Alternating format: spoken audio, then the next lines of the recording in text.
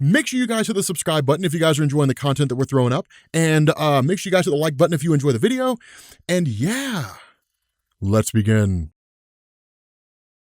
What's going on, guys? This is Rob, and today we return to our What If series where we ask and answer the question, what if Jason Todd became a spirit of vengeance? So, before we get started, we need to lay some groundwork, first in terms of when this story would take place. As most of you may know, Jason Todd was created by Jerry Conway and Don Newton to be a replacement for Dick Grayson, who had outgrown the role of Batman's sidekick and was functioning as the leader of the Teen Titans and becoming more independent from Batman. DC, however, still wanted Batman to have a sidekick because they thought the Robin character gave younger readers someone they could identify with, and also because of money. And so Jason Todd was introduced to become the new Robin. Now what happened, however, was that fans largely hated the character, mostly because in their minds, Dick Grayson was and always would be Robin. So in 1988, DC decided to try something to connect with their fans and offered them the chance to actually decide what would happen in the Batman comics by voting via a hotline that was set up. And so after Jason is brutally beaten by the Joker with a crowbar in Batman number 427, fans were given the chance to cast their votes as to whether he should live or die. Now over 10,000 votes were cast, largely by a guy who was cheating, and by a margin of only 72 votes, DC's readers decided that Jason Todd should die. And so that's exactly what happened. Jason Todd was never seen or heard from again until 2005, when writer Judd Winnick introduced a new villain into the Batman mythos known as Red Hood, which turned out to be Jason Todd, who would come to Gotham to get revenge on Batman for not avenging his death against the Joker, and because he's angry that Tim Drake had replaced him as Robin. Now it was later revealed that because of the reality warping punches of Superboy Prime during Infinite Crisis, Jason Todd had returned to life and was subsequently taken in by Talia al Ghul, and she put him in the Lazarus Pit to restore his health and his memories. But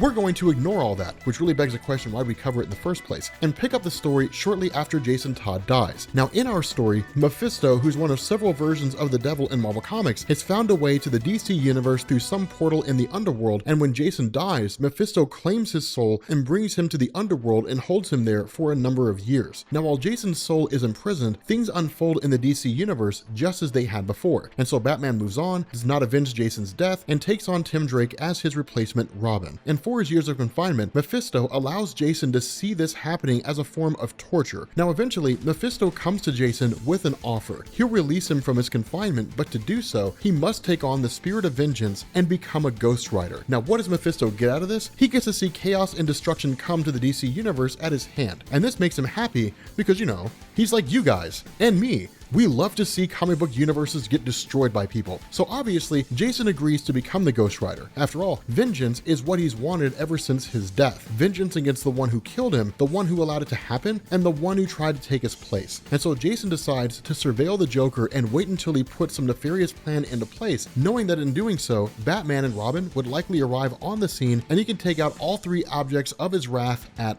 once. Now everything seems to go according to plan, right? The Joker begins his shenanigans, Batman and Robin show up to stop him, but then all three find themselves encircled in a ring of fire. Now on the outside of the circle, we see the charred remains of all of Joker's henchmen, and Batman and Robin and the Joker are all surprised to see a man with a flaming skull walk through the flames. Now, one thing I also want to specify here, Jason Todd should be wearing his red hood when this happens. It would look awesome, right? Like a flaming red hood would be beast, you know. Okay, here's the thing. Somebody draw that. Somebody send me fan art of that. Send it to me on Twitter, right? Twitter.com/comicsexplained. Somebody send me fan art of that. My favorite instance of that fan art will have their tweet pinned, and I'll send you a RobCore ring. So somebody send me some fan art.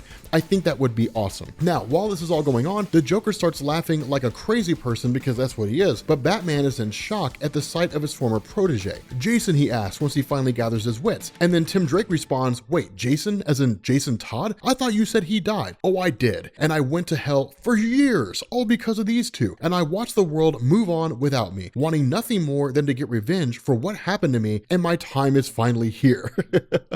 Now Joker's laughing intensifies, and Jason's flaming skull returns, and he punches a stream of hellfire at the Joker without any warning, incinerating him on the spot. Now Jason then turns his attention to Tim, and Batman tries to convince him that he doesn't need to do this, that Tim had nothing to do with what happened to him. But Jason is undeterred and begins advancing towards them. Now Batman tells Tim to get in the Batmobile and go back to the Batcave, which is kind of stupid because it's not like Jason Todd doesn't know where it is, but Tim Drake refuses, saying that he won't leave Batman there alone. alone. And so Batman hits a button on his suit and the Batmobile's autopilot engages and it pulls up beside them and the door opens. Batman pushes Tim into the car and it speeds away. After that, he speaks into a communicator on his wrist. Tim, when you get back, call the Justice League. Now Batman readies for battle against his former sidekick, fighting admirably, but he's no match for the immense power of the Ghost Rider. And so Batman is beaten soundly, most likely because he didn't have time to prep. And Jason speaks to him once more. Imagine, if you will, having to relive and feel the pain of everything you've ever done that you regret. I can make that happen. I didn't try it with the Joker because he's too nuts to even understand the concept of penance, but you are not. You failed me by not killing the Joker before he killed me. You had a million chances, but you never had the guts to do it. Then you failed me again by refusing to avenge my death. And now you failed your new Robin because you haven't saved him. I won't rest until he joins you in hell. And then Batman responds, Tim hasn't done anything wrong. And then Jason Todd responds, neither had I, but I was still dragged down to the underworld and forced to watch him live the life that should have been mine. His blood is on your hands, Bruce, that you're to blame for what will happen to him. And so Batman begins to speak again, but before he can, Jason performs the penance stare on him, which causes him to experience all the pain he had inflicted on others in his lifetime. And so all the guilt that Batman feels for what happened to his parents, what happened to Jason, and what he believes will happen to Tim as a result of his actions, all twists his soul to a point that is too much to bear. And he cries out in agony before he's eventually killed at the hands of the Ghost Rider. Now back at the Batcave, Tim does as Batman told him and calls the Justice League. He tells them who the Ghost Rider is, and they agree to come to Wayne Manor as they believe that the Ghost Rider will come looking for Tim. Now Superman, Wonder Woman, the Flash, and Green Lantern make it to the manor simultaneously as Ghost Rider's arrival. They tell him to stand down, but of course he doesn't, and a battle ensues. Surprisingly, anything the Justice League dishes out, Ghost Rider seems to be able to take without sustaining any damage. And if this seems far-fetched, it should be pointed out just how powerful the Ghost Rider is. So, sidetrack. Ghost Riders are powered by extremely potent demonic energy, and in addition to being able to perform the penance stare and manipulate hellfire, they also have superhuman physical attributes and are effectively invulnerable and immortal. And so after the Justice League realizes what it is that they're dealing with here, they decide to fall back and formulate a plan. And so they take Robin and Alfred with them to their headquarters to prevent the Ghost Rider from harming them, and then begin to formulate said plan. Now it doesn't take them long to realize that they're dealing with some sort of mystical element, as Ghost Rider was able to deal significant damage to Superman, who has an inherent weakness to magic. And so they call in all their allies who deal in the mystic realm. And so we get Zatanna, Dr. Fate, and John Constantine basically. We could get the monkey guy, the detective monkey guy, Detective Chimp, but he doesn't really count. But when they describe what they saw, none of them have any idea where this guy with a flaming skull came from. Zatanna and Dr. Fate agree to help the Justice League take down the Ghost Rider any way they can. Constantine, however, says that he's not much good in a fight, wishes them luck, and then leaves. Meanwhile, we see that Jason is continuing to plague the DC universe as the Ghost Rider. He's burned down Wayne Manor, taken over the Batcave as his headquarters, and is using the Batmobile as his ride instead of a motorcycle, as the Ghost Riders of the Marvel Universe typically do. Jason continues to operate as the Ghost Rider, basically doing the bidding of Mephisto and waiting for the day that he'll have a face-to-face with the Justice League again. Now when that day comes, the League and their magical allies appear and once again engage in battle with similar results. Even those skilled in the mystic arts seem unable to phase the Ghost Rider, as their magic seems to have no effect on him. Now as the battle goes on, Ghost Rider begins to gain the upper hand, as his hellfire attacks prove to be devastating against the League. The battle is soon joined, however, by a very unlikely ally, John Constantine. Now Ghost Rider turns his attention to Constantine and attempts a penance stare, but to his surprise, it has no effect on him. And what we find out here is that similar to when the Punisher had the penance stare performed on him by Johnny Blaze, the penance stare does not work on Constantine because he has no regret for anything he's done. Constantine tells the Ghost Rider that if he knows what's good for him, he'll go back to where he came from. Now at this point, Jason is incredulous. I fought your greatest heroes and come through without a scratch. What are the likes of you going to do? And then Constantine comes along with his British accent. I've already done my part. I brought him here.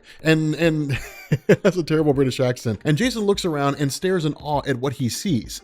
The Spectre. And so what we have here is a showdown of the demonic spirit of vengeance with the living embodiment of God's vengeance in the DC universe. And I really think that it would take an entity like the Spectre to defeat the Ghost Rider, as they are essentially two sides of the same coin. But with the Spectre doing the bidding of the Presence, the most powerful entity in the DC universe, he would be able to eventually defeat Ghost Rider. And so after an epic battle with the Spectre emerging as the victor, the Spirit of Vengeance is separated from Jason Todd, and it, along with Mephisto, is thrown into the Phantom Zone in an attempt to keep it forever imprisoned since it cannot be destroyed. And this would allow for the threat to remain in the DC universe, with the possibility of it getting out at some point in the future, because that's what always seems to happen whenever something goes into the Phantom Zone. They always end up escaping. But for now, the threat of the Ghost Rider is neutralized, but the destruction he caused would actually change the DC landscape forever. Jason Todd would likely be placed in Arkham Asylum, as his time as a Ghost Rider and the subsequent separation from the Spirit of Vengeance would likely drive him crazy. With Batman gone, we would likely see Dick Grayson adopting the mantle of Batman and continuing with Tim Drake as his Robin until Bruce was inevitably resurrected by DC writers at some point in the future because he's too popular to kill off. With that being said, guys, we're going to bring this video to an end. If you are new here to Comics Explained, make sure you guys hit the sub button to become part of the Rob Corps. If you guys enjoy this video, make sure you drop a like, and I will catch you all later. Peace.